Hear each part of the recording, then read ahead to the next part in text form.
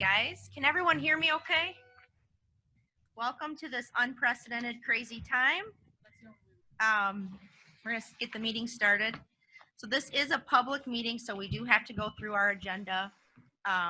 Just real quick, you were all given instructions on kind of timing and how we're going to do this, so that we're going to try for everyone to at least get, we're going to kind of rotate who goes first in the answering process.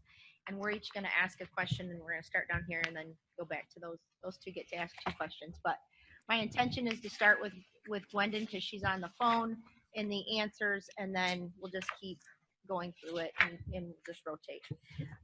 So I'm going to open up this executive committee meeting for March 17th. We did sanitize your microphones, but for us to hear you, we'll have to lean in a little bit. They are on all the time. We're not toggling on and off, so just know that your microphone is on at all times. So are ours. And so thank you so much. We are going to get started. Welcome to this executive committee meeting for March 17th. Is there any public comment today? Come on up. I'd just like to say, do I have to say who I am? Okay, I am Commissioner Monica Sparks, District 12, Wyoming, in Kentwood. And I just like to say welcome to all of you and best of wishes. Just so they're not so nervous. That's all. And I see you're leaving us now. So. Oh, okay. No, leave it open. Leave it open. Leave it open. Leave it open, please. Airflow. All right. Any other public comment today? All right. Seeing none. We are going to go to approval of the minutes from the March 12th executive committee meeting. Do I have a motion? So moved. Support. Moved by Commissioner Jones, support by Commissioner Breivy. Questions or comments? Seeing none, all in favor say aye. Aye. All opposed? Approval of the minutes has passed. All right, we're on to item 3, which is our interviews. I need to get my questions. We are going to go through these, and I guess we will turn it over to Commissioner. We're going to do a 30-second start. Oh, right? I'm sorry. Right. We're going to do 30-second introduction. So Gwendon, please start. Good morning. My name is Gwendon Dicker, and I am a professor out at Grand Valley State University. I'm a developmental psychologist and a longtime Kent County resident. Great. Ken? I'm a vice president at Highland Insurance Group here in town, and I am also a longtime Kent County resident. Just really excited to be here today. Thank you. Hi, I'm Christy Malone, and I'm a lifetime resident of Kent County also. I am a small business owner in Ada, and I have two young children, and I'm married. So, Great. Hi, I'm Lindsay Teal. I'm also a lifelong resident of Kent County. Lived in the district for about 10 years, and I have 2 young daughters that we are raising in Grand Rapids Township and the district. Excited to be here as well. August? I'm August True. I live at Reeds Lake Boulevard, Ward 1, Precinct 1 of East Grand Rapids, District 11, of course. And I'm a part-time job coach for a disabled person, and I'm a beekeeper, newly in that enterprise this last year. Justin? I'm Justin Sheldon. I am faculty at Grand Valley. I teach classes on multicultural diversity in the United States, and I have been in the area since 2012. Good morning. My name is Chad Paulman, and I was born and raised in Caledonia, went to Michigan State, go green, stayed there for a few years, and ended up moving back. I have a wife of 20 years this summer, an 18-year-old as a senior, and we live in Ada at Forest Hills Eastern, and a junior daughter, so we'll be empty nesters next summer. I'm excited to be here. Thank you for having me. Great. All right, now we are shifting to the question portion. The questions that you were sent ahead of time, you have 2 minutes to answer. The ones that you were not sent ahead of time, you have 3 minutes to answer. And so I'm going to start with Commissioner Talon. Thank you, Chair Bolter. Good morning, everyone. Thanks so much for being here under these somewhat unusual circumstances. I'm sure it feels as awkward for you as it does for us, but appreciate your understanding. First question is a pretty soft one that enables you to tell a little bit about yourself. What skills, abilities, and experiences qualify you for this position, and how will this benefit the residents of Kent County? Dr. Glendon, You're we'll first, start with Glendon. you. Thank you. Hi. So I am a developmental psychologist, and what that means, I'm not a clinician. I don't do therapy or anything. What I do is actually use the scientific method to study how it is that people grow and change over time. And so I've spent the last 20 years studying that, teaching about that, thinking about that in all sorts of ways. And that has given me a chance to develop skills in statistical analysis, evidence-based decision-making, technology, use of technology, and also given me the chance to really engage with the community and thinking about how it is that what science has learned about a topic could be applied to better the lives of everybody in the community. I've been teaching about human development for about 20 years and sort of crowdsourcing the idea of what can we do to make things better in our local community every year. So every fall I teach a class called Lifespan Human Development that is all about what the lifespan journey of humans are, how what happens when you're a child influences what happens when you're an adult. And the project I have all of my students do for the sort of culminating project of the class is to look at data about Kent County and the residents in Kent County, look at and identify a challenge that we're having in Kent County, and then go back and look at all the science we've covered and figure out and propose what we could do to apply that science to better outcomes for people in the local community. And it's been really exciting to work with young folks. They get excited about thinking about how we could work together to improve outcomes. This is something that I have been thinking about for a very long time, and I would be really excited to be able to work with policy folks and to become involved in policy to apply some of that and to add to the really excellent evidence-based work that the community is already, that the commission is already doing. Thank you. That's 2 minutes. So, yep. Great. Sorry. Good morning again. So my name is Ken Fortier, and I think what I'd like to share is just a little bit about my history. I've been a business owner for most of my life.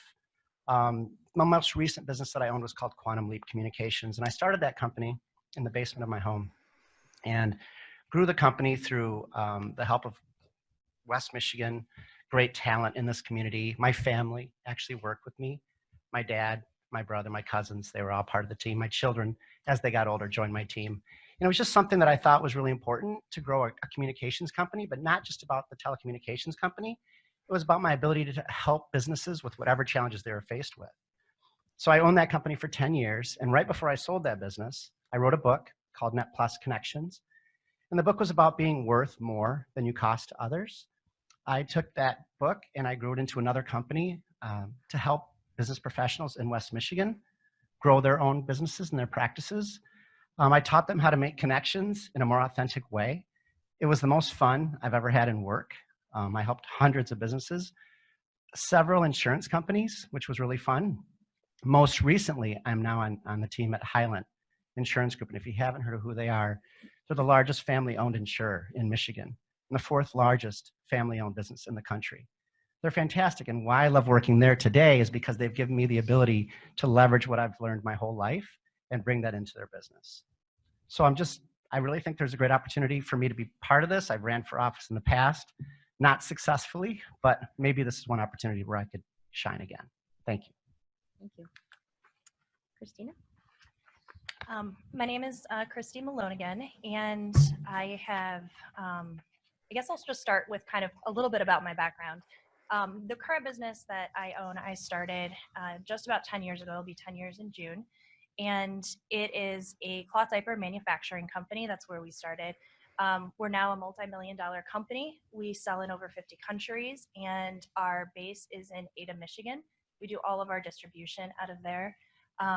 My goal in life has always been to serve others. And that's something that every job that I've either taken or job that I've created has been with that in kind of the forefront. That's the primary goal.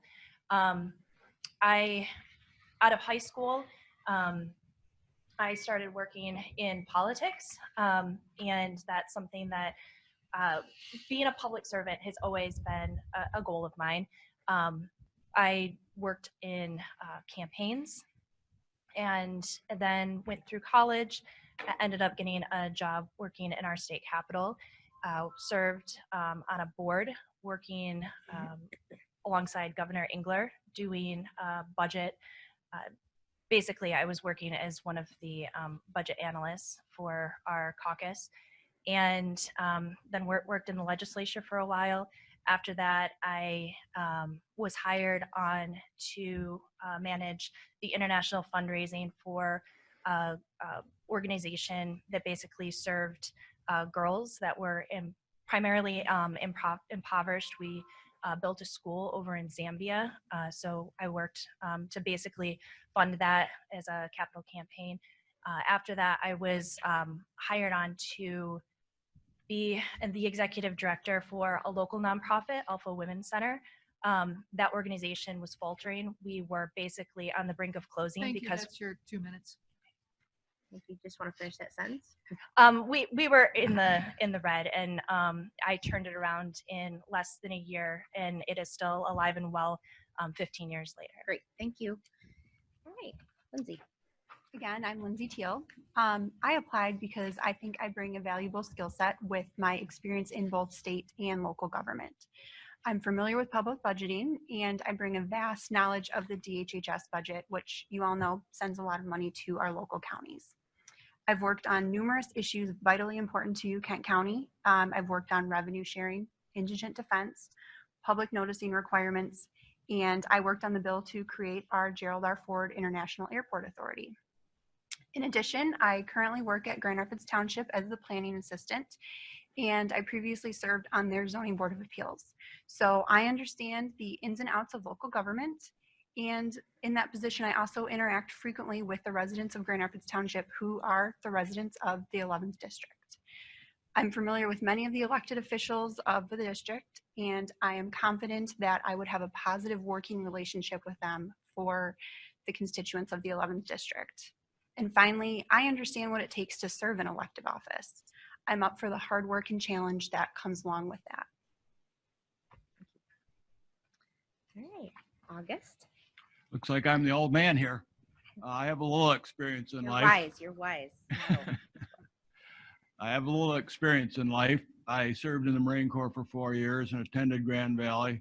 And then I worked for about 17 years as a professional portrait and wedding photographer. So I've come face to face with a lot of people during my lifetime.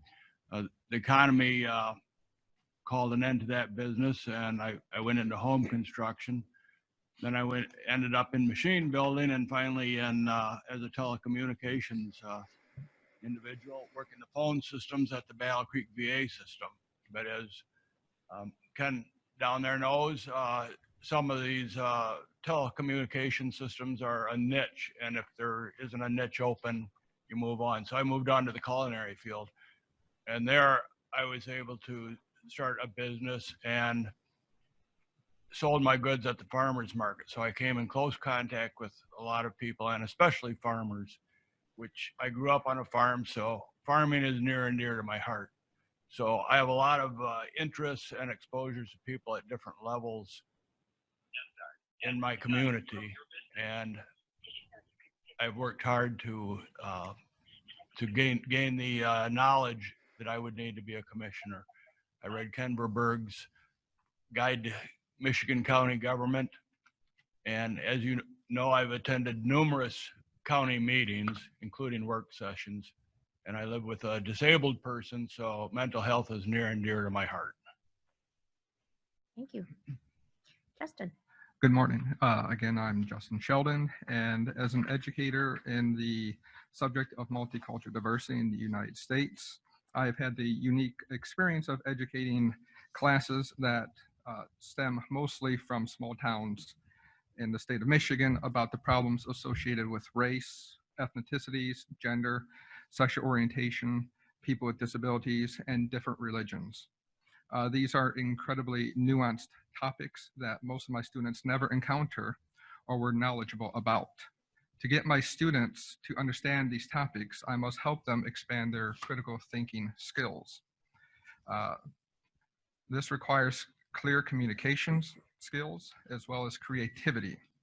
Here in Kent County, where 26% of the population self-identifies as minorities, it is important to be knowledgeable about these complex topics to better assist the members of these backgrounds, especially since that number will continue to rise. Thank you. Thank you. Jen. Good morning again. I'll go way back and say that in some ways I believe that I might have been preparing for this for my whole life, and that may seem odd, and I'll explain why. As a high school freshman, my dad suggested I take leadership development at Caledonia High School. I had no idea when I signed up for that that I was enrolling in the Future Farmers of America, the FFA. And the FFA is why I'm sitting here today. I was part of the Caledonia chapter, ended up becoming the president. That took me to Michigan State University, where I thought I was going to pursue a degree in environmental law. My mom says I love to debate, so you should be a lawyer. So I went to Michigan State and ended up there getting a job with the Michigan State University Telecom/IT department. Fell in love with IT, and I thought I had the rest of my life figured out. And my dad said, "He says you got to get a degree." So I did finish at Michigan State, and proud to say I have an agricultural and natural resource communication degree. I'm probably the only IT guy you'll ever meet that has an ag degree. But that's the background on why. A few years later, I was running an office for a company based here in Grand Rapids, and a few years later, I just kept having that itch to start my own business. And in 2005, I did start my own business with my brother and my dad after working them to the point where they finally agreed to do it with me. I'm proud to say my dad is retired. I'm proud to say that 15 years later, we have a successful business with offices around the state and employees around the state. Owning a service-based company, an IT company, has taught me a number of lessons. First of all, IT is not simple. If you blink, it changes the next day. So I do believe that is something I can bring experience to this board. Next is service. It's all about the experience. And as a county commissioner, I would understand that we really have an obligation to provide an experienced service to the residents of Kent County. Next is it's impossible to have all of the answers, especially in the field that I'm in. I surround myself with a number of experts, including 2 astrophysicists that work for me. So needless to say, I am not the smartest guy in the room. Is that my time? Your 2 minutes is up. Okay, thank you. All right. We're going to go on to question 2. Commissioner Steck. Thank you and good morning, all. I think we've set the new standard for social distancing. I can barely see you from here. I think you're not reading. So my question is one that I understand you have not had before, but you are allotted 3 minutes to respond to this. And we're going to start with you, Ken, and then go through the round and end with Gwendolyn. What experiences have you had, or what have you learned about working with people of a different political view or different views about issues? Great question. It feels like whether I own my own business or whether I'm working for, my last job was actually at a strategic agency in town called Dexia. They're a marketing firm in town, and they help companies all over the world, and very young team. I was the oldest one there. I think where I'm such a conservative, I was in a team full of very liberal, thought-minded people, which is great. What I appreciated about that environment is that the leadership team embraced that. We looked for ways to work together on things that were important to the young group, like the environment, recycling, things that matter to them in the office. I think really what it really boils down to is just communication and care more than anything, just being conscientious. And I think that's what I've been exposed to most of my life, not only in my businesses, but again, in places where I've worked, is just really taking the time to listen to the other side of the table and really understand where they're coming from and why that's important. I wouldn't say that it's always been easy. There's been challenges with that. I think a lot of times our budgets may not allow for some of the needs of what we were talking about. And at that last job I was working at, I think they had very real passion about what they wanted to do, but a lot of times we couldn't pay for those items that they wanted in the business. It just wasn't affordable. But when that happened, we found other ways to do that. So we found ways to volunteer for some of these other organizations that helped kind of scratch the itch for what they were feeling was important. And not only did we let them do that as part of their desire, but we did that with them as part of the team. So it wasn't like where there was any separation. It was really always about cooperation. So, you know, I think we all have opportunities to do more when it comes to being part of the whole community, not just one side or the other being partisan, but I'm just saying that I think it's about listening and just being conscientious. That's all I have. Thank you. Thank you. So working as a small business owner, I have a lot of employees that definitely do not necessarily see things the same way that I do. And working over the years on my emotional intelligence, I think, is something that would serve the county as a whole well. Making sure that people that differ in opinions from you feel validated and understood, and that you're willing to listen to them is definitely paramount. Even if you're going to disagree with maybe the way something is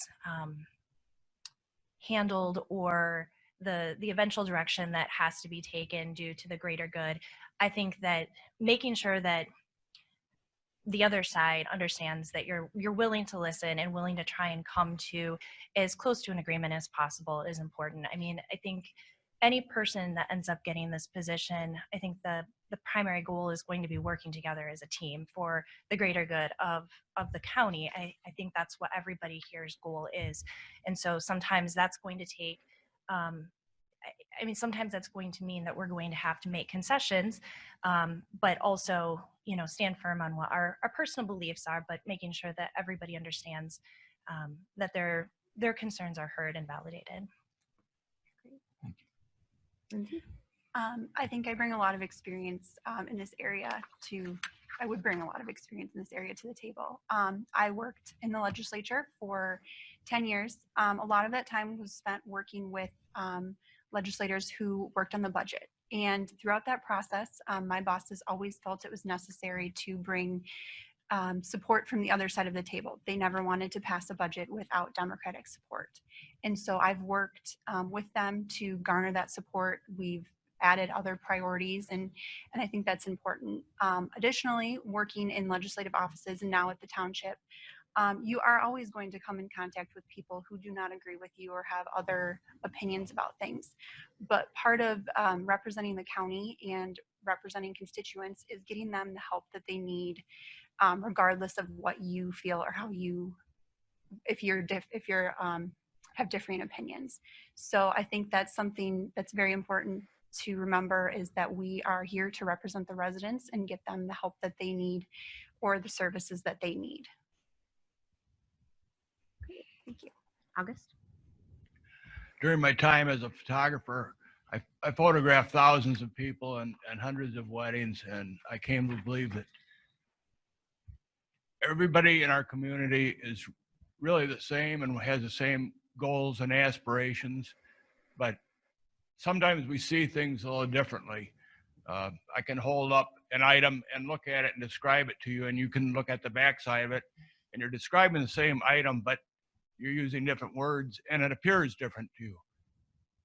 So I believe if you can overcome that barrier of what you're seeing and both come to see the same thing, you're able to talk about it in a intelligent manner and rational manner.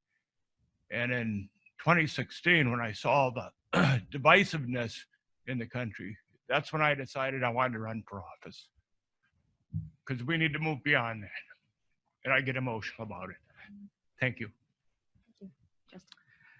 This is definitely an extreme topical question, especially with the current political climate that we reside in, where tribalism has taken over political discourse, where you're either a D or an R. So, but personally, in my classroom, we discuss extremely controversial and sensitive issues. So we always, I have to constantly remind my students that we have to do this with an open mind, and to be respectful of people with opposing beliefs.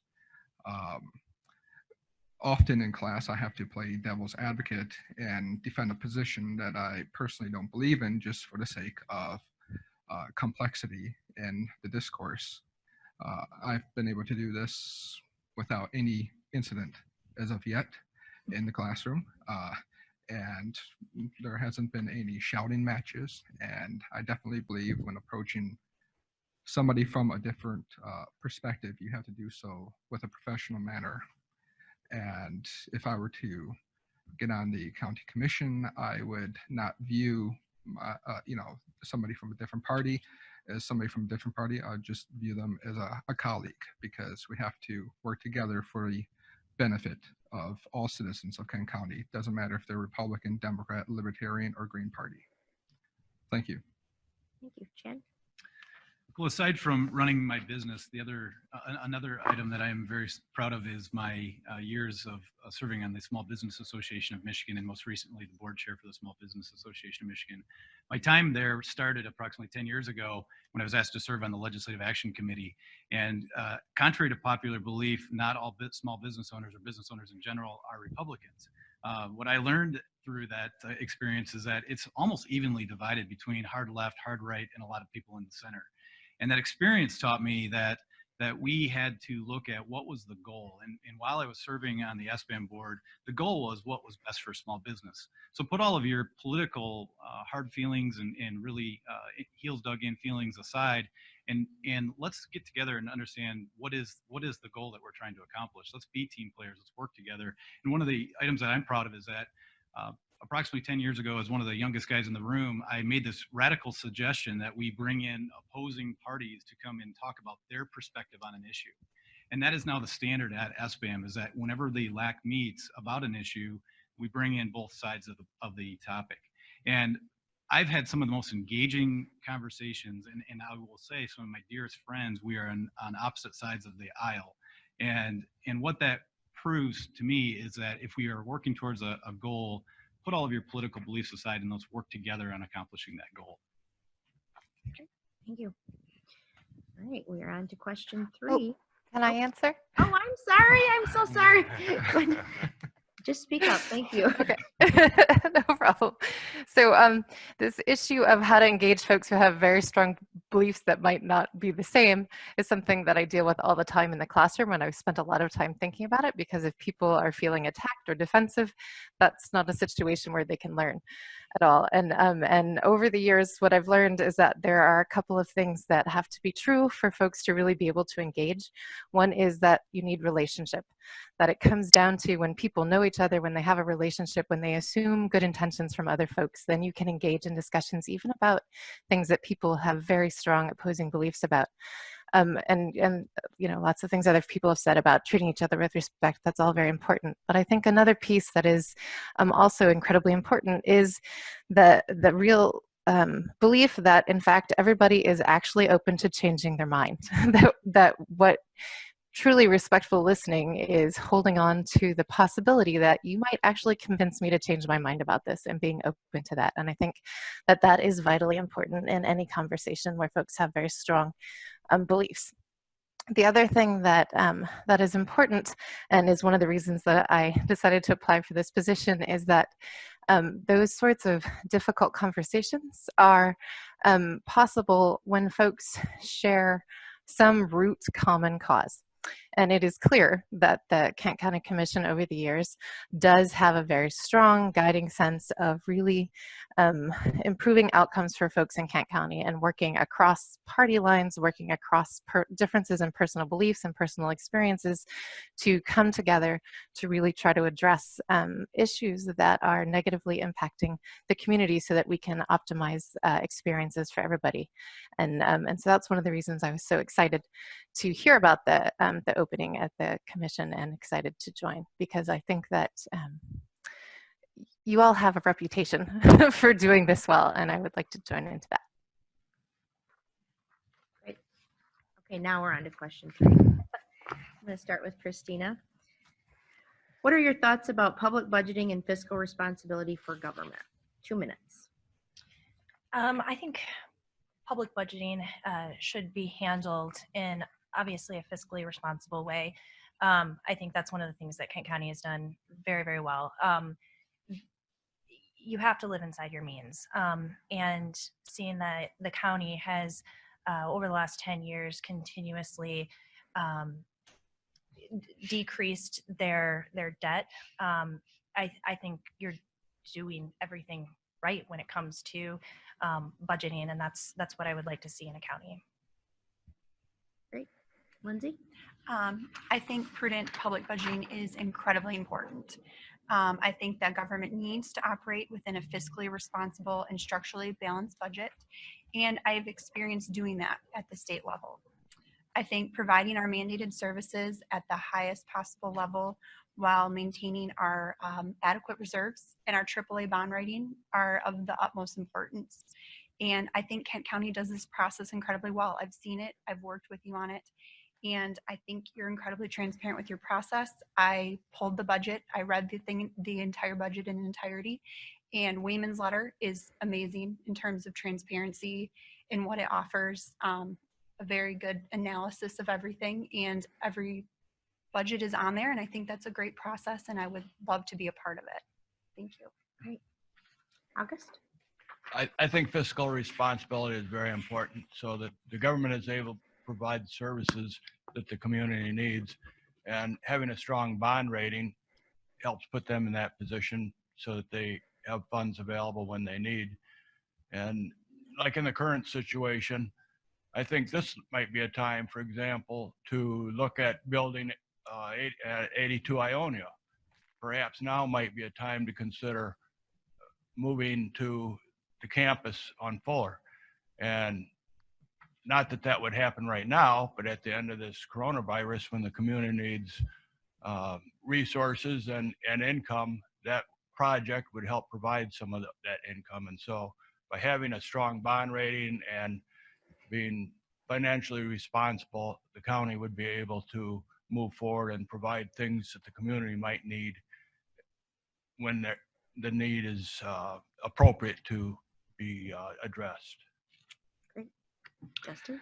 Yes, I believe we all share the same feelings when it comes to fiscal responsibility. That is one thing that the County Commission is known for.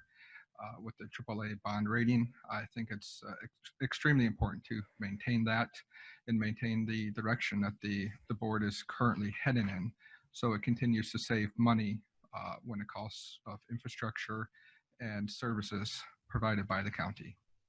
Thank you. Great. Jay? Well, I believe we owe it to the residents of the county to be good stewards with their resources. The county's history of fiscal responsibility has enabled the county to invest appropriately for its citizens and be financially resilient during trying times. And these are trying times for sure. The AAA bond rating provides a platform for the county to be supportive of our communities and initiatives. For what it's worth, I have run my business from the beginning on I call the Dave Ramsey approach to running a business.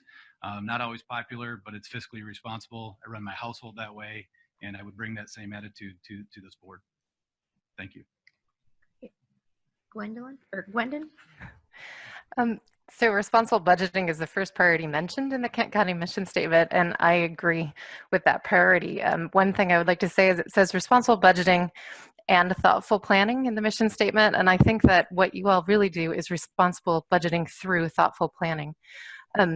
Certainly over the years you've maintained incredible fiscal status with that AAA bond rating. And I think that one of the keys to how you're doing that, and something I would like to help continue doing if I joined the board, is with your long-term planning as well. So not only short-term are you managing the budget very well, but you're also consistently taking on longer-term problems that if you do primary intervention and you invest in them now can save costs in the future. So that if you look at, for example, the cost analysis for the courts and the sorts of cases that cost the most, what you see is that child protective and domestic relationship cases are the most expensive, some of the most expensive cases to go through the system. And thinking about, as a commission, thinking about what can we do to prevent those cases in the first place, things like the Early Childhood Initiative, some of the special courts that you all have put in place, those sorts of things are investments now that are going to save costs long-term as well. The work you all are doing on with the lead And exposure to lead and trying to prevent that certainly is timely, but also long-term will again contribute to saving money in terms of the public safety costs associated with lead exposure and other things in our community. So not only are you year to year showing fiscal responsibility, but also very consistently investing in the longer term issues and primary prevention sorts of programs that will long-term contribute to the health and well-being and the fiscal stability of our community. Great, thank you. Ken? Yeah, I concur with what you've already heard. You know, you guys have done a great job. I think that's something you should be proud of. I mean, it's difficult managing budgets, you know, starting a company on my own, and I didn't run the Dave Ramsey. I should have. I didn't. You know, you kind of trial by fire. But I would say that, you know, being a business owner and leading a company, $3-4 million revenue, you know, we have to be responsible. So what I would be curious about is, you know, how we're, as a commission, going to be helping the small businesses going forward. I mean, there's some long-term objectives with lead and things that were mentioned earlier, but I also am going to be curious to hear how we're going to be helping small businesses with business interruption, what's happening. I'd be curious to learn more about priorities that are happening with the budget and who's helping set those priorities and how you're going to be spending the dollars. Having a great bond rating is amazing. And now what can we do with it in the short term with what's happening? So I'm more curious than, you know, anything in that. So thank you. Great. Okay. Session 4. Thank you, Chair Bolter. So we'll start with Lindsay on this one. What does Kent County do well, and where do you think there are opportunities for improvement? And everyone will get 2 minutes to respond. I think Kent County does a lot well. Budgeting, planning, we have our AAA bond rating. But I think one of the most impressive things that we do here at Kent County is the collaboration that we have. I've seen firsthand other parts of the states who don't collaborate at all. And the people that lose in that situation are the residents. Kent County works with the foundations and businesses, and that helps us provide the highest level of service. The public-private partnerships are incredibly important, not only for our financial resources, but also to make sure that we are not unnecessarily duplicating services. It gives the greatest benefit to our residents and helps stretch our resources. I think there's always room for improvement. I think that one of the areas that could use some improvement, the board is actually already taking action on, and that's communication. We have a very young and educated population, and they want to know what's going on in the county. I saw that the board added a communication specialist in the 2020 budget, and I think that was incredibly wise. I hope that they have a good focus on social media so that a lot of the residents can garner the benefits of that. I do want to go back and say, though, I kind of prepared this answer before the COVID-19 really went crazy. The response for COVID-19 has been incredibly fantastic. Our health department was out there in February before it was even anywhere near Kent County, and that's just been incredibly impressive. And I want to say that I think you're doing a great job in increasing the communication, and I'd like to help improve in some of those areas. Great. Next. I agree that the Kent County does very well at collaborating with foundations, businesses on the macro level. Where I feel that there's room for improvement is on the micro level. Individual to individual. During the last election cycle, I walked almost every street in the district and talked to hundreds of people, and one person knew who their county commissioner was. And most people didn't know what the county did. They didn't have a clue. And they were surprised when I list off all the different committees that affected their life. So that would be one big area that I think could be improved, and that's to educate and involve individuals in the community so that they're aware of what the county is doing for them. We can't look to the federal government to solve our problems. They need to be addressed at the local level, and if people are aware that that's happening, maybe they'd be more involved and interested in what's going on. Great. Justin? Yes, the county has obviously created an appealing place for businesses to invest in. As noted in the strategic plan of 2019 to 2023, across the board, all segments of the population felt that the county has created a healthy economy. Not only the economy, but the county has also greatly aided in the wonderful expansion of the airport. And in the wake of COVID-19, the health department has been extremely proactive in mitigating the virus in our area, as well as ensuring the county has also helped in ensuring the children have access to early childhood education. That's been a wonderful enterprise. Improvements, perhaps more attention to the mental health of our citizens in our community. The county needs to put a higher emphasis on giving people who suffer from mental illness the assistance that they need. Parks and recreation also needs a higher emphasis for the county as well. Ottawa County and Oakland County, two roughly comparable counties, spend twice as much on their parks. Citizens' participation is another area that needs to be addressed. Yes, most people don't even know what a county commissioner does. We need to help educate the citizens on that point, as well as the county could also work more closely with townships in the strategic development of land to help alleviate traffic issues, as well as mitigate the risks of pollution. Thank you. Great. Jen?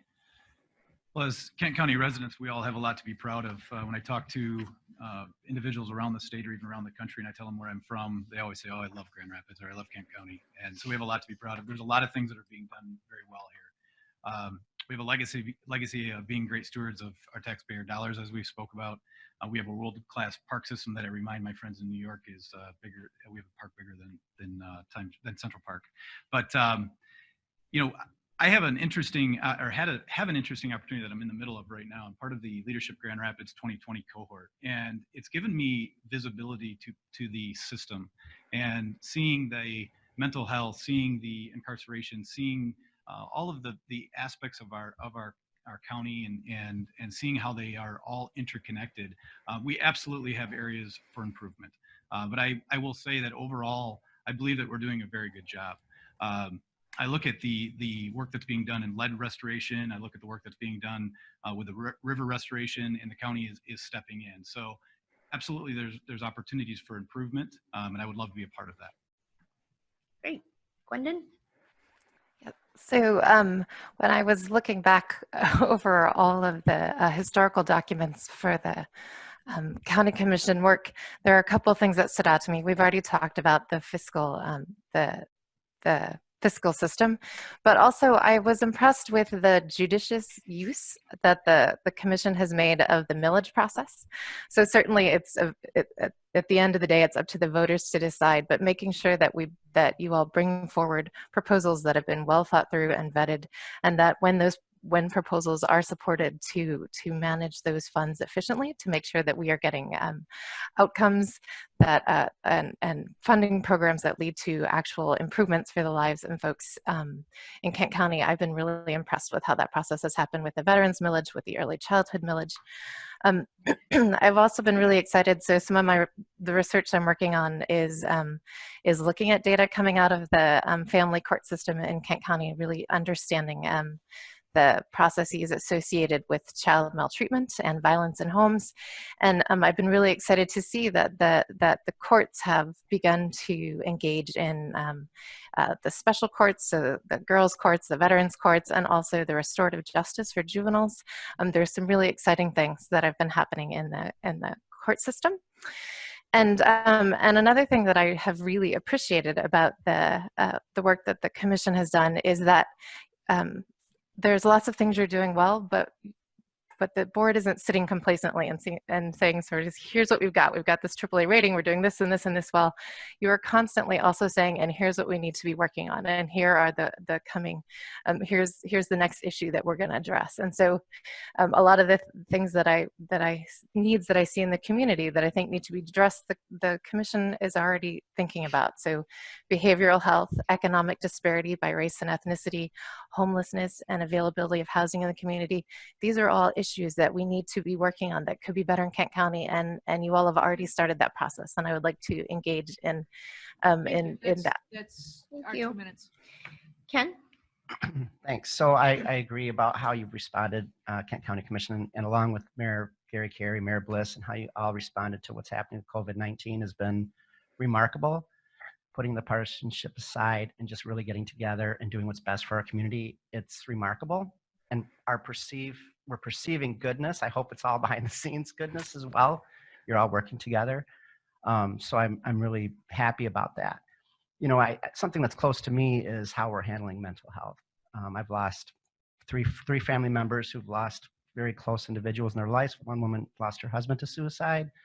My friend lost her son recently to suicide. And it's just, and now I'm seeing things about depression. You know, we're isolating ourselves. What are we doing about that? I think there's so much opportunity to connect in other ways. And how are we talking about that?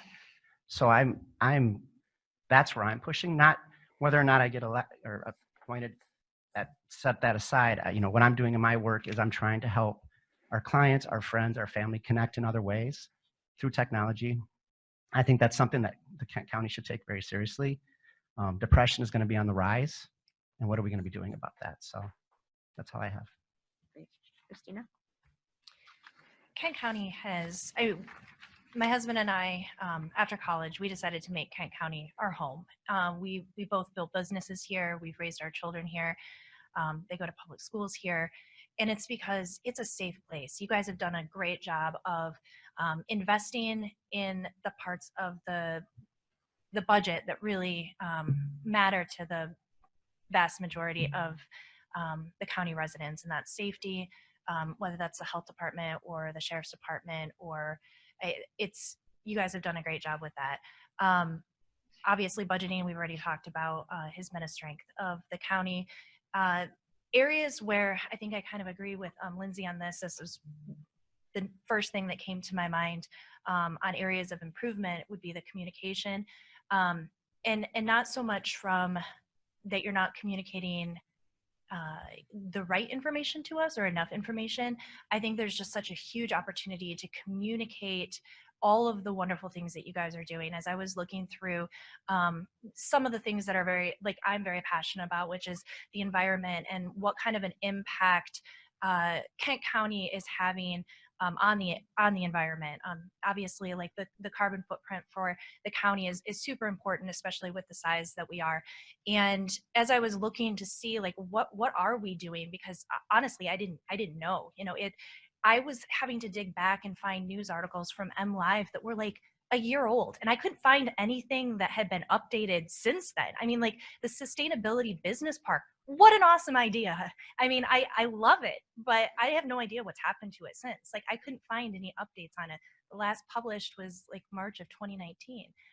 So communication, just really telling the community what awesome things we are doing.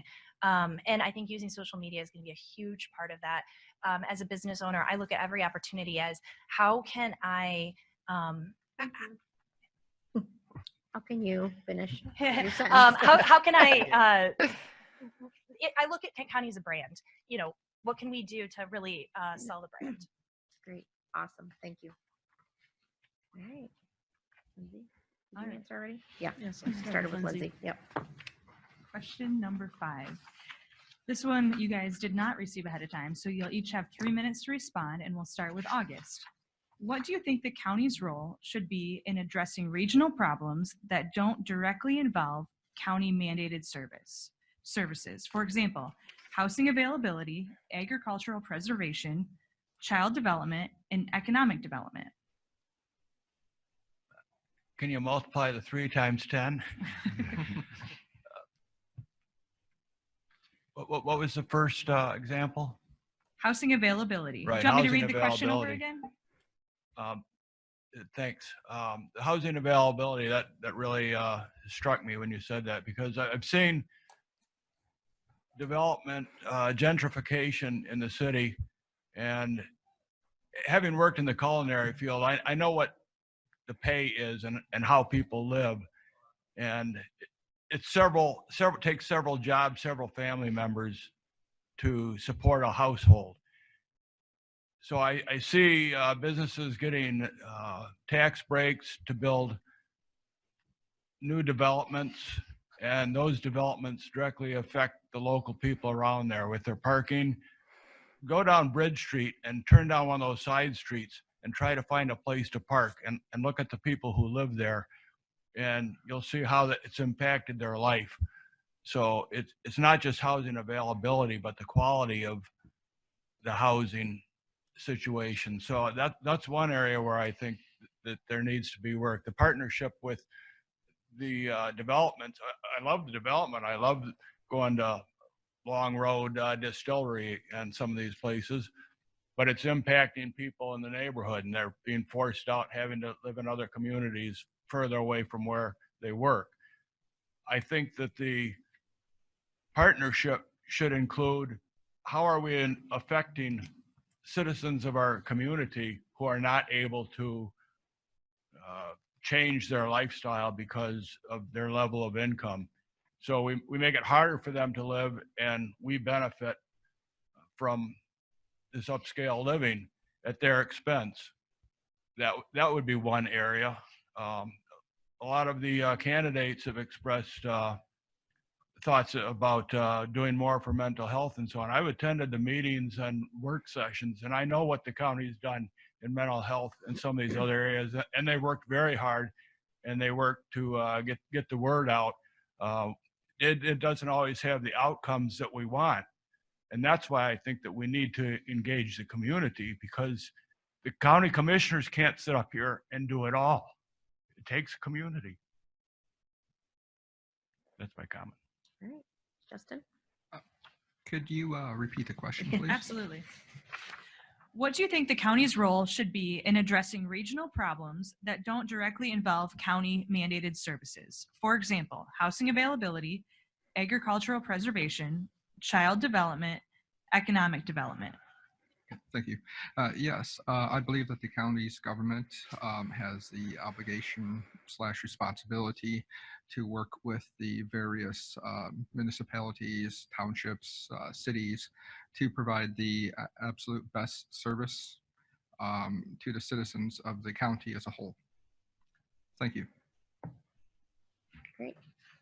Chad? You want us to read it again? It is a long question. No, that's okay. You're good? Yeah, Okay. thank you. I look at the role of the county commissioner board is, and I look back at my time at SBAM, is that I have a tendency to want to get in and be a fixer. But I look at our responsibility, our role on the county commissioner board to be representing the citizens, not getting into the day-to-day management of the county operations.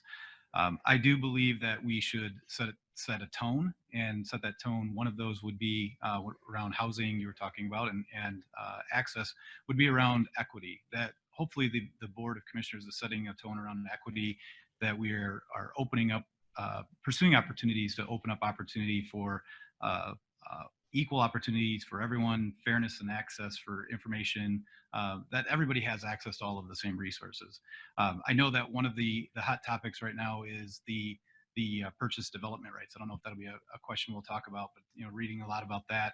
And I think that we have an opportunity as a commission to set a tone, but not get involved into actually getting into the weeds. Right. Gwendon, do you want us to read that again? Sure. All right.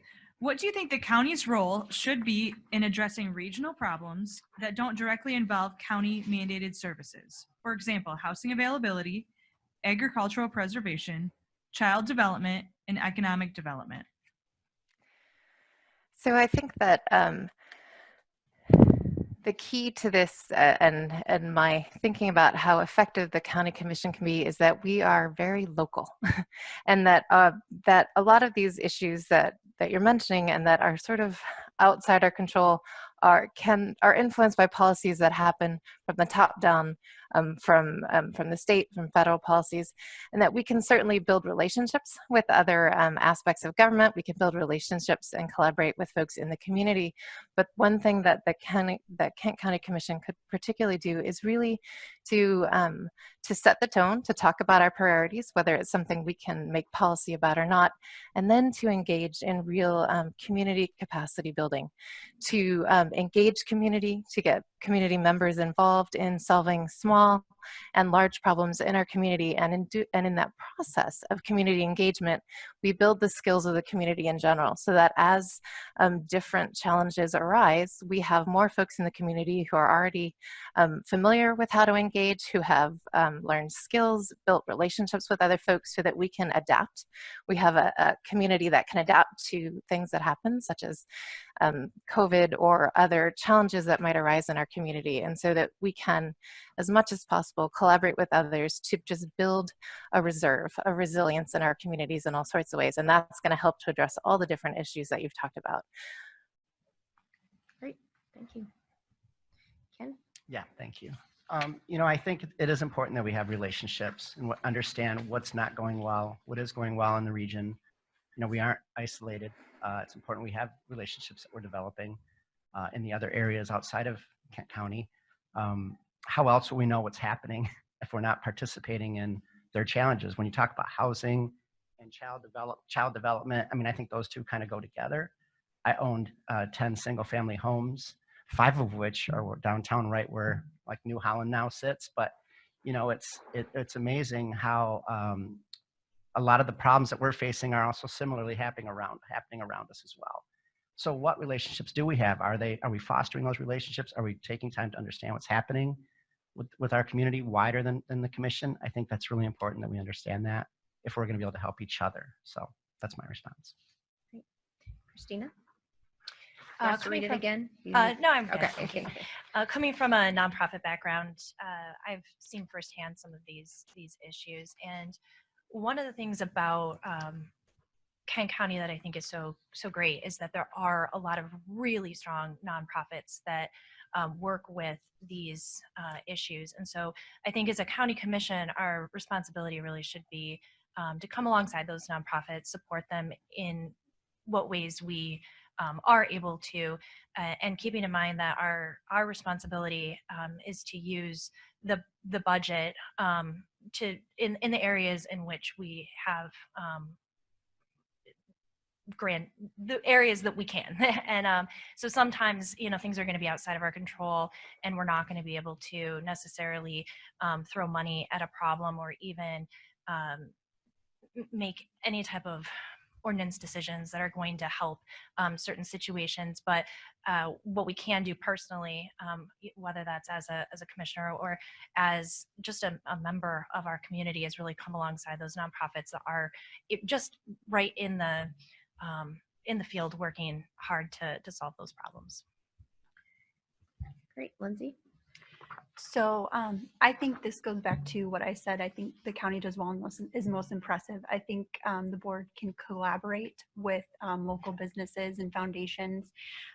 Economic development was mentioned. I know we have a fantastic resource in the right place, and the county works with them as well, and they've brought great development to the county. And then part of it is also building relationships, knowing your legislators, working with them to help bring the resources for all of those issues back to Kent County. And those are your legislators not only at the state level, but also at the federal level, so that we can find funding for those programs for our residents without using part of the budget that we don't have. So I think collaboration and relationships are really the way that we can approach those problems in the best way. Great. All right, we're on to question 6. Calling Commissioner Callan.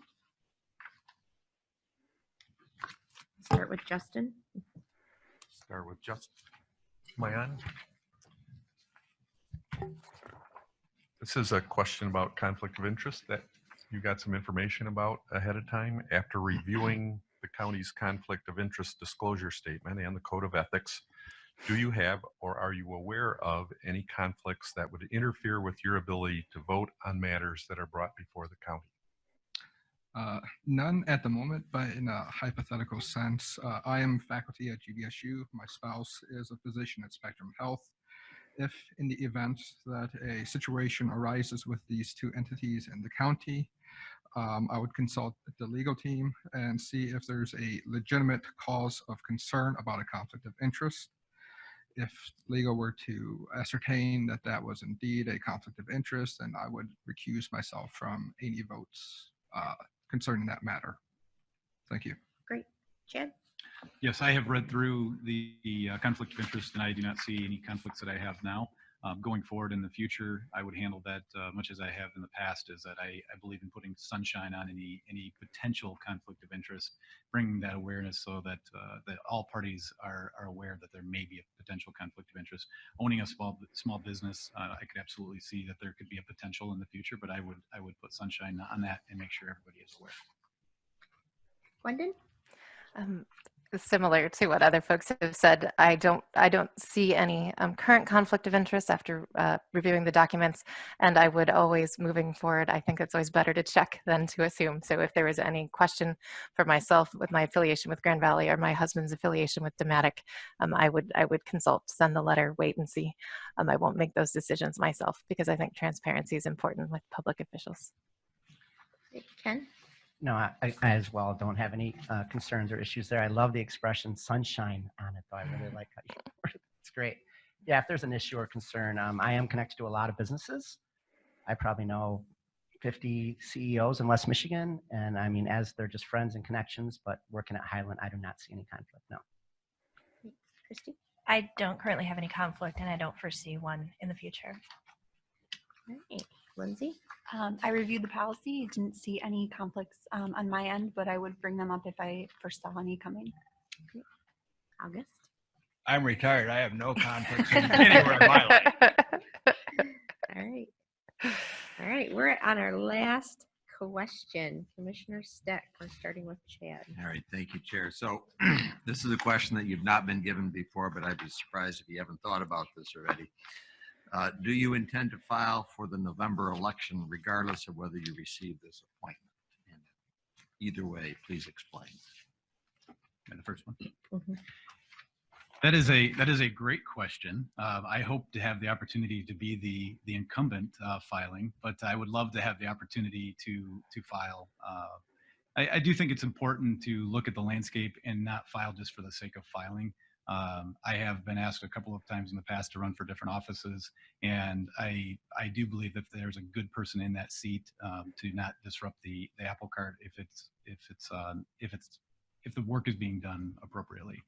It would be an honor to serve, though. Great. Gwendon? I do not have any intention of filing in November, mostly because I have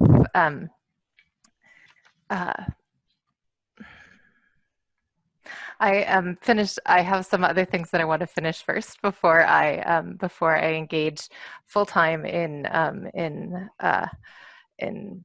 a political. Before I decide about engaging full time in a political in the political endeavor. I am very excited, particularly to serve out the remaining of Jim Saalfeld's term because of the particular issues you all are focusing on right now are ones that I have particular expertise in, and I think that I could be very helpful in addressing some of those issues short term, and long term involvement in government is something that I am very interested in. But I decided I'm not going to file in November. Ken? When I ran for state rep, I knocked on almost 10,000 doors and raised a lot of money. Running for Kent County is absolutely what I'm planning on doing. So I am going to run. You know, the good news is there's less doors. So. True. Christina? This is a position that I am very passionate about. I think that this is the time of my life to do it. And I feel that I would be a great asset to the county as a whole. And I most definitely would run in November. Lindsay? I am planning to run for the position whether I receive the appointment or not. I have a lot of positive working relationships with elected officials in the district, and I think that would be a great benefit to the constituents. I have a lot of experience. I have a lot of available time. I only work part-time currently. I've run for political office before, and I know what it takes to run a campaign. So I'm not afraid of that time commitment. I have a supportive family, and that's incredibly important, as you all know, for a campaign. And so I plan to run a positive campaign. Great. August? When I ran for county commissioner in 2018, I never thought for a minute that I could beat Jim Saulfield. I thought maybe if I ran a couple of cycles, I might be able to talk to enough people. And after the last election, I had a lot of my Republican neighbors and people in the community come up and say they voted for me. And I narrowed the gap from what other candidates had done in that district.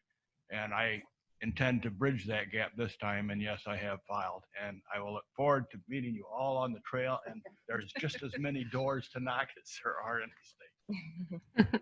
That's true. Justin? Yeah, this is the easiest question of the morning. I have already filed, so yes, I would continue to do so. All right. That concludes our questions. And did we say 2 minutes for close? 1 minute for close? You know me, you know I like to keep to a tight schedule.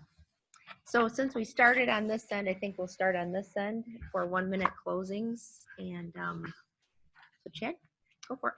All right. Well, thanks again for having me here today. In my early 20s, when my wife and I were dating, I told her there were 3 things I wanted to accomplish in my life. I wanted to get a business off the ground successfully. I wanted to serve public office, and I wanted to do ministry. Not in any particular order, but God willing, I think this might be the opportunity to serve public office. The timing seems right. When I told my wife about it, she said, absolutely do it. So I've been blessed with a successful business. The time is right. My business is at a point where it doesn't need me day to day. I've got a great management and leadership team. I've got a very supportive wife. I already told my kids we will be knocking on doors. They're 18 and 16. So I've got a supportive 2 teenagers, and I'm really looking forward to this. I look at the opportunities to serve, and I think that I would be your right candidate. Great. Justin? Yes, I would like to start by thanking the executive committee for allowing me to state my case this morning.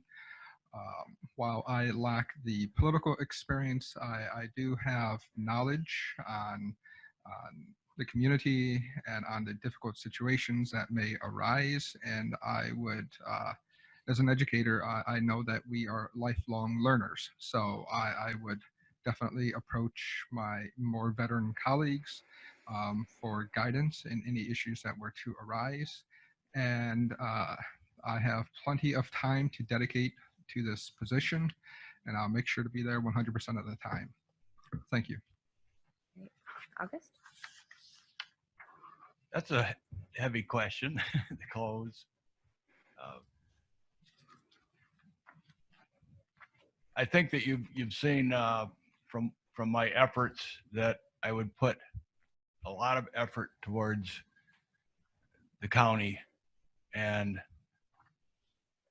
I think I take a measured approach to it. I don't come with preconceived ideas.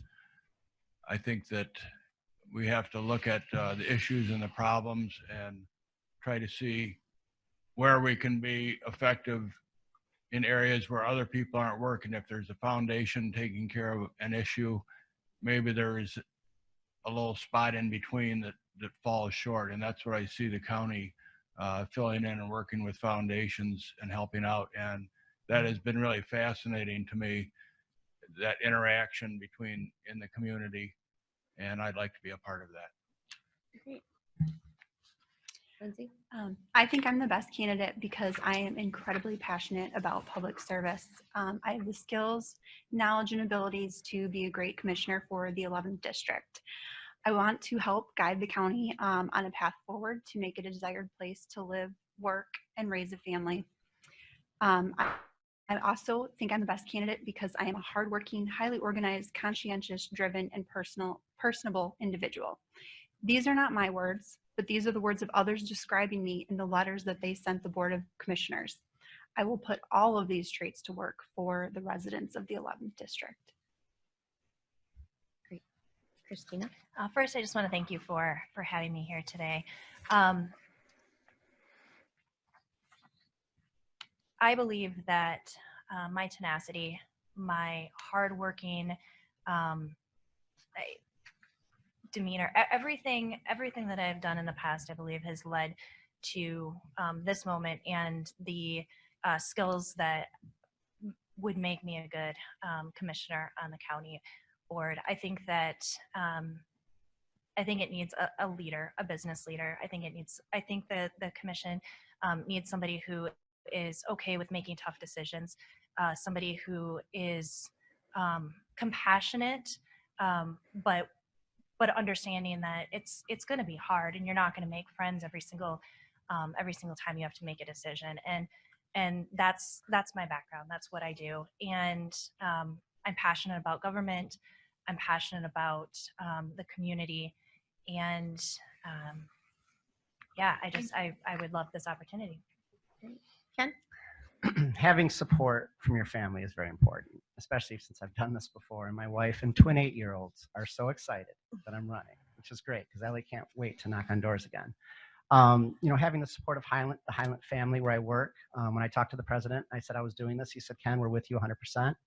Whatever you need to help our community.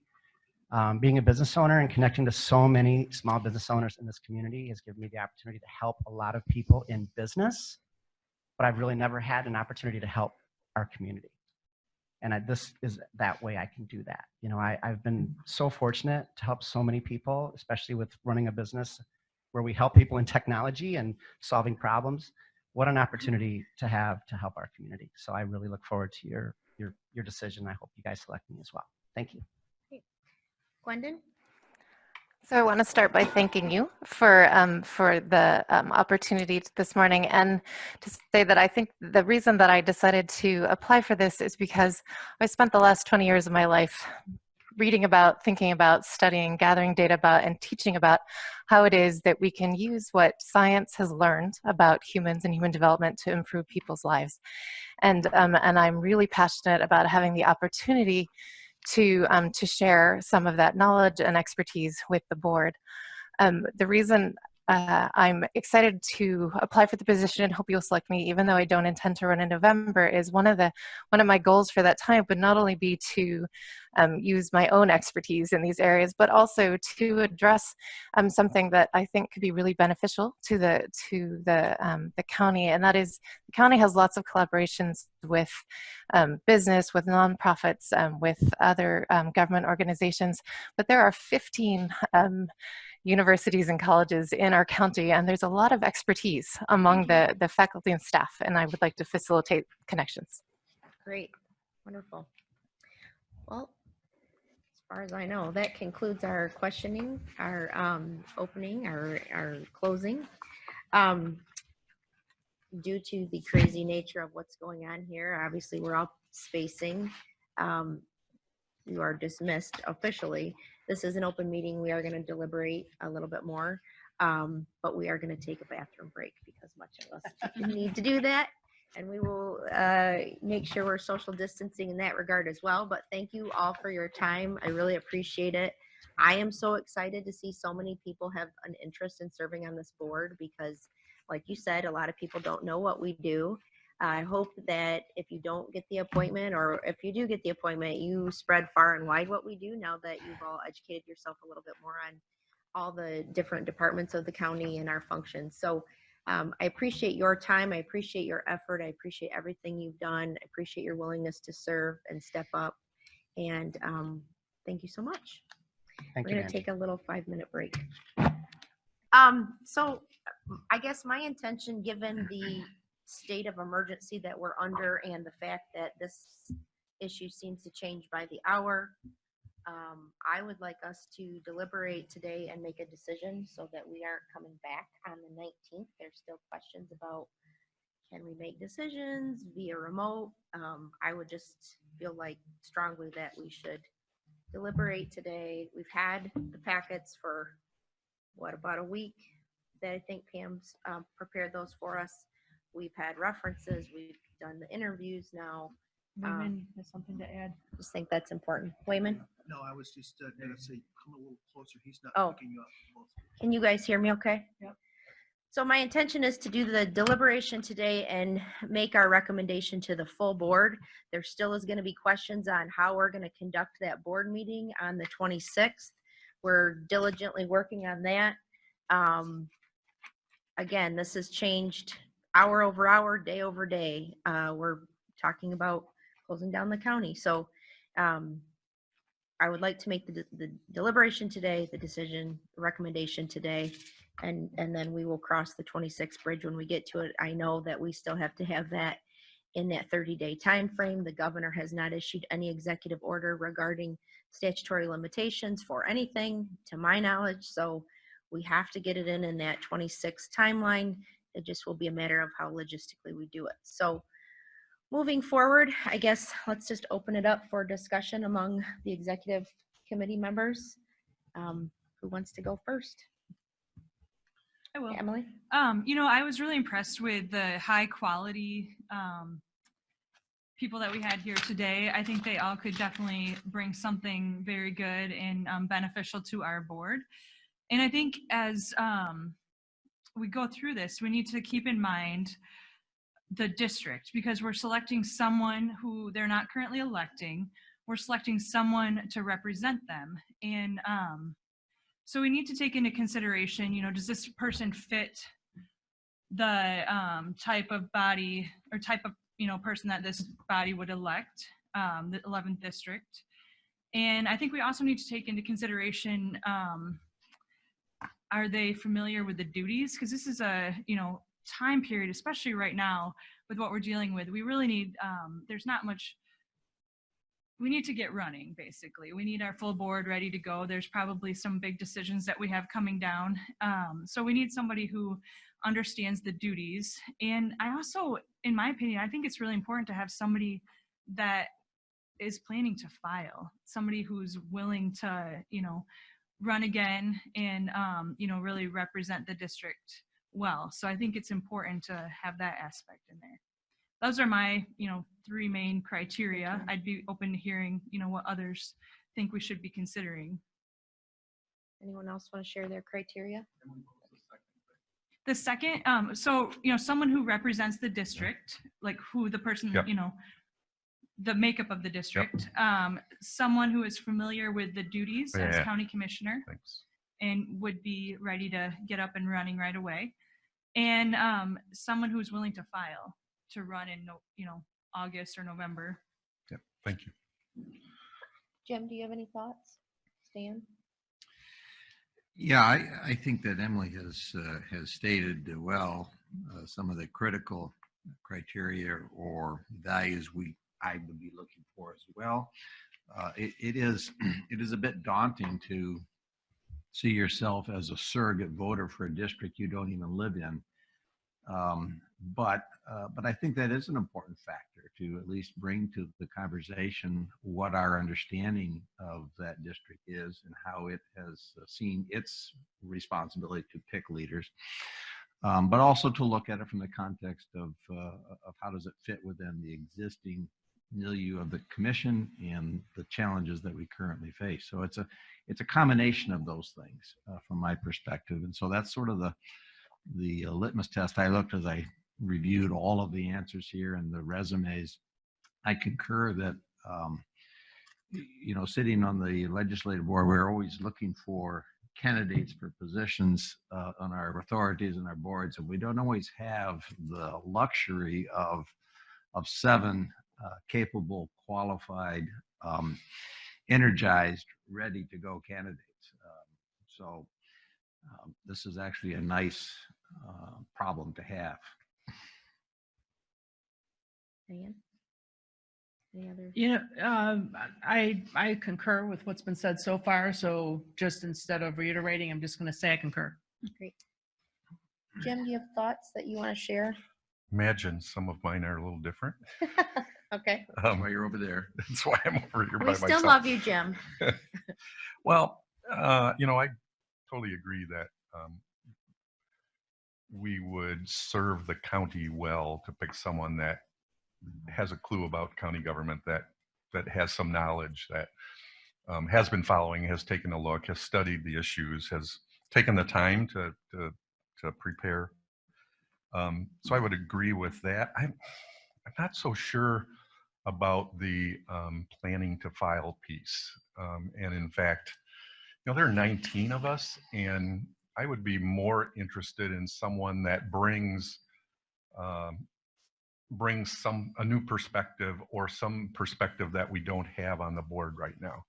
So that would be a higher priority for me than whether or not someone plans to file. And in fact, I think I have some concern about us putting ourselves into the political mix by choosing someone who is going to run, because that really gives them a leg up. If there's going to be several people planning to run, we're really kind of deciding who the incumbent is going to be. And I'm not sure that's a good thing for us to do. In addition, I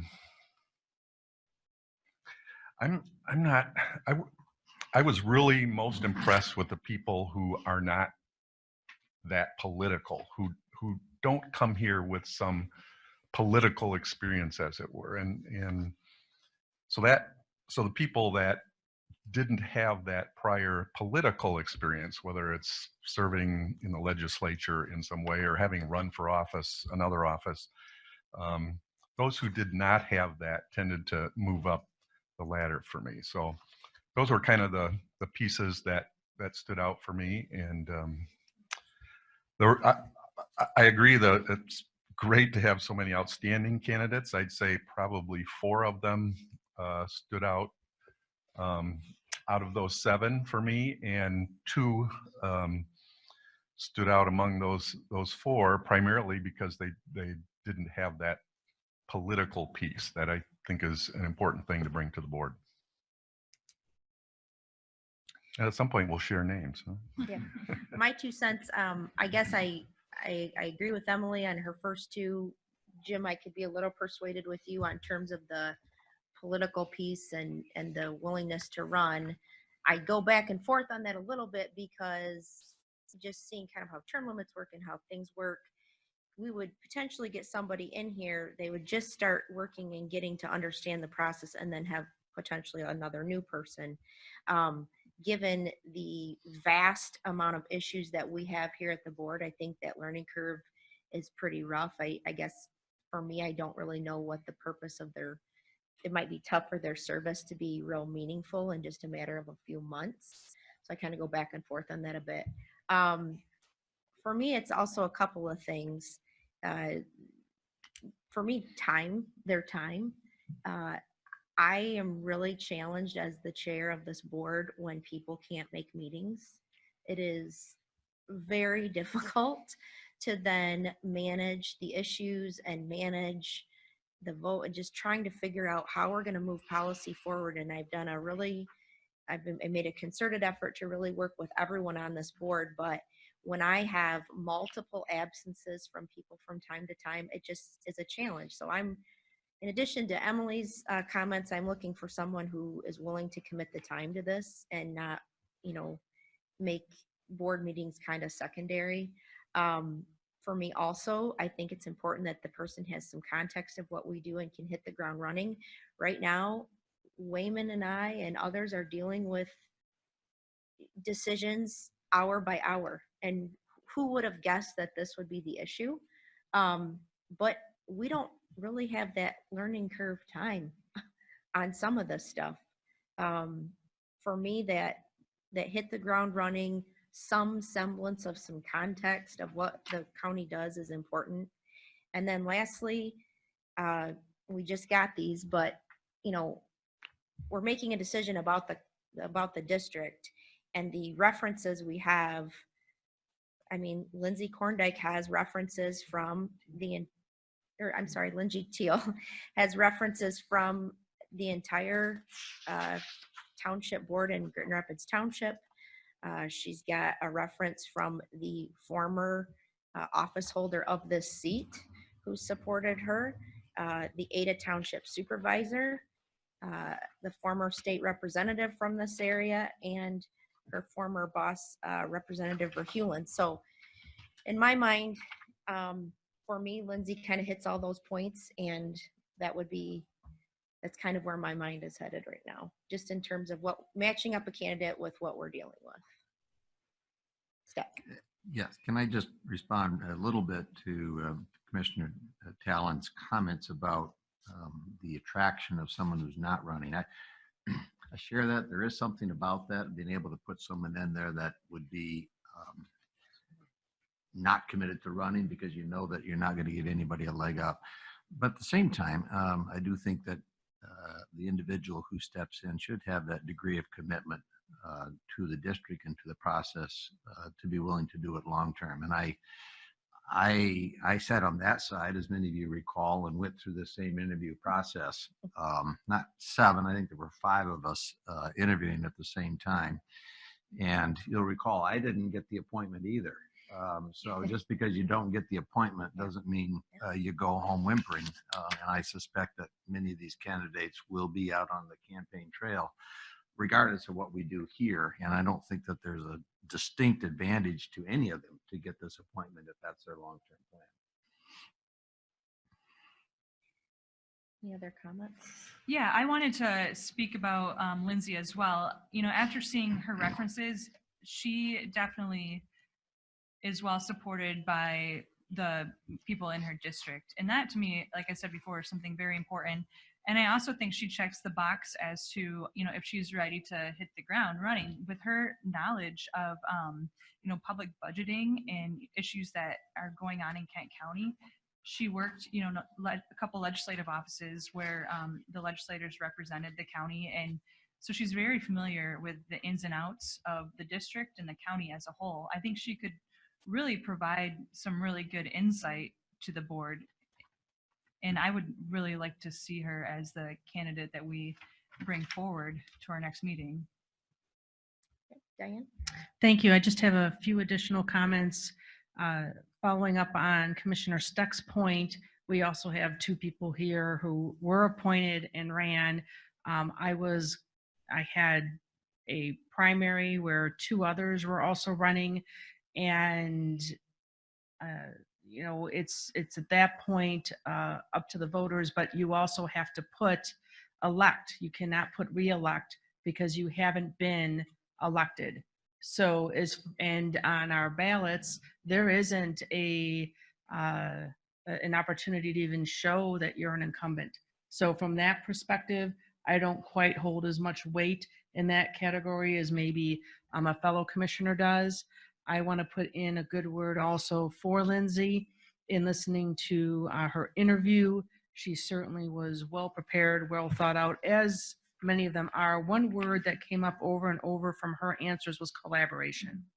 And I wrote that down multiple times during her responses and thought that was a really powerful thread through her entire interview, and just wanted to share that. Great. Are we to the point of sharing names? It sounds like we are. So I think we are. I do have one, if we want to get it out of the way. We had talked about doing background checks on candidates. yes. And Linda has all but one, if you want to share any of that information. The check that was run through our HR department was that which any public employer, and by public, I don't mean government, but any employer can run. It doesn't go beyond that. There's no special background check through the sheriff's office or anything like that. I want to make that clear. This is a standard employment background check process that's available to anybody.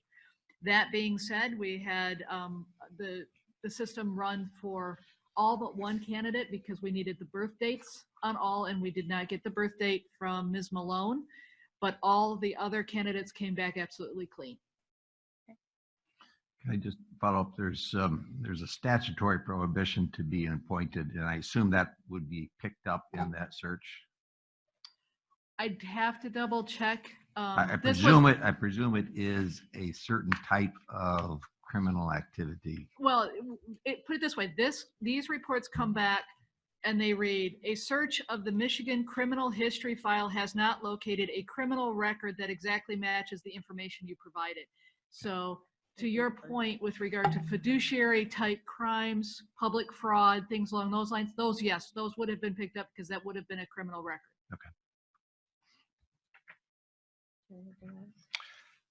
Thank you, Chair.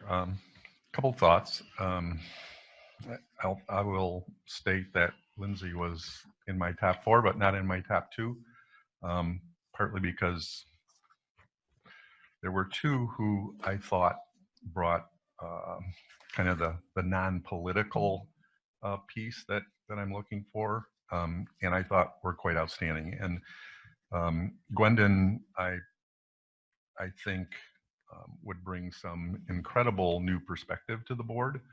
And I appreciate her interest in doing that, and her intention not to run.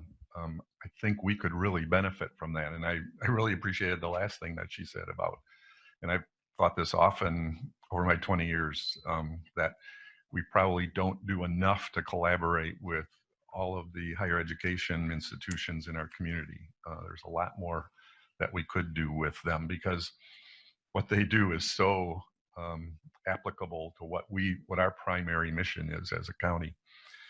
The other one that really struck me, and I never met him before, didn't know anything about him, but that's Mr. Paulman. And he was so positive and brought, I thought, such good strength, such good experience, the business experience. And when he talked about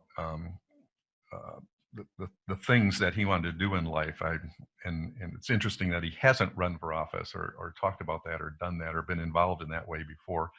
This just feels like a real opportunity to get someone who is going to be kind of fresh, bring a fresh perspective, and bring that positive small business perspective to the commission. So those are my top two.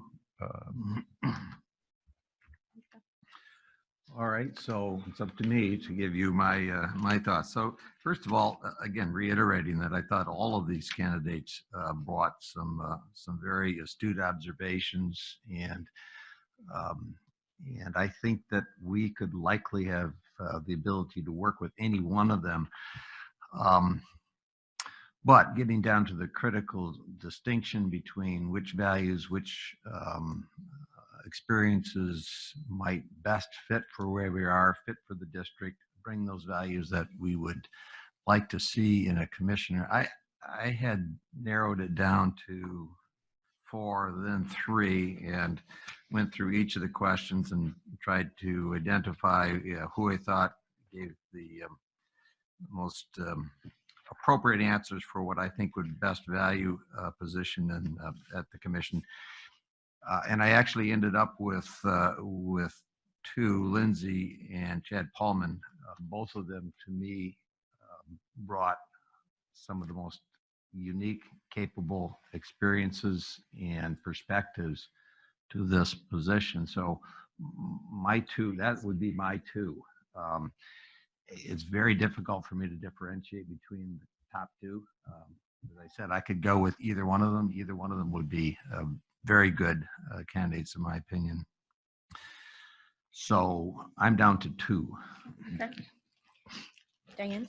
Thank you, Chair Bolter. I would like to motion that the executive committee recommend Lindsay Thiel.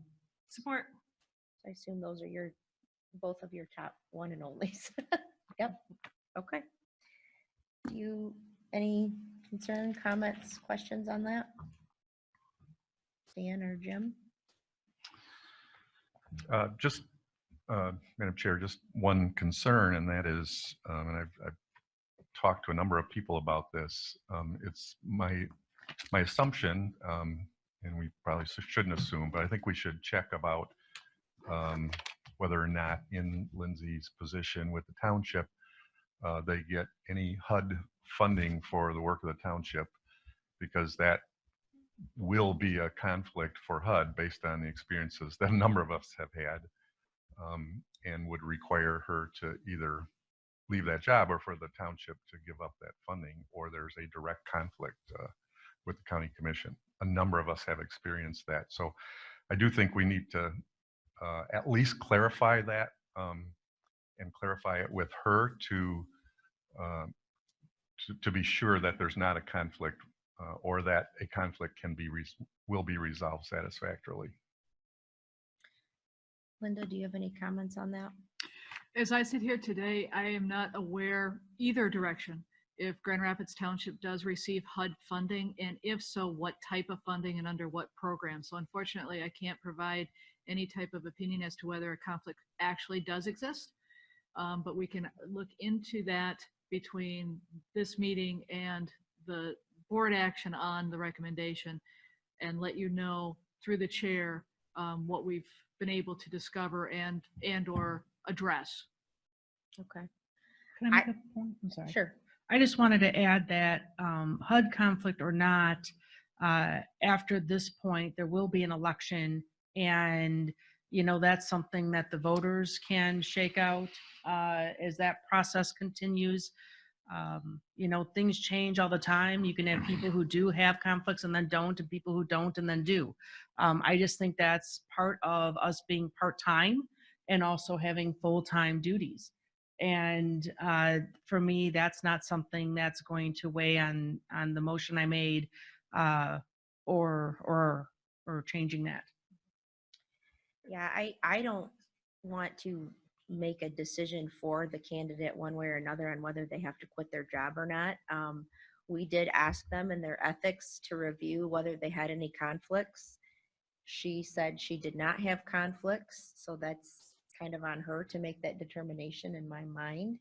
And given kind of the time constraints we're under, I think that we should proceed. What really, again, did it for me, when we kind of went back to our top couple, Lindsay, I think, did an amazing job. I think we had candidates that also did an amazing job. But for me, speaking for this community, to have these references from the community kind of makes the decision. It's not that I'm choosing anyone over anyone else. I hope that all these candidates stay engaged. But when we're deciding for a community and the community has spoken, it's kind of hard to go against that. So in my mind, I would like to go ahead with the vote for the recommendation. Chair? Yep. Wayman just brought up a very good point with regard to the potential HUD issue. Looking at Ms. Thiel's resume, she is a planning administrative assistant. Mm-hmm. So again, we would have to weigh that in the context of any potential HUD conflict, since she's not on the board and she's not a policy decision maker at the township. So that's just one of the other elements we would look into between now and the final board consideration if you decided to move Ms. Thiel forward. Okay. So what do we need to do? Call for a vote at this point? You have a motion and support on the table to recommend Ms. Thiel. Okay. Dan?